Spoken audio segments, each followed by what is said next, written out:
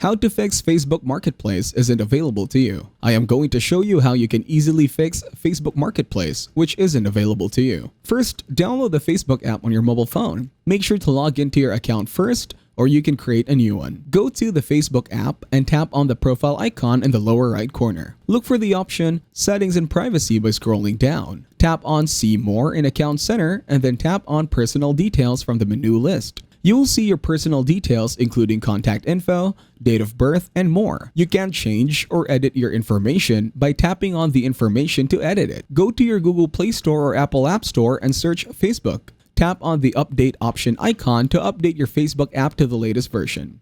Go to Settings. Look for the option General and tap it. In General, scroll down and select your phone storage like iPhone storage.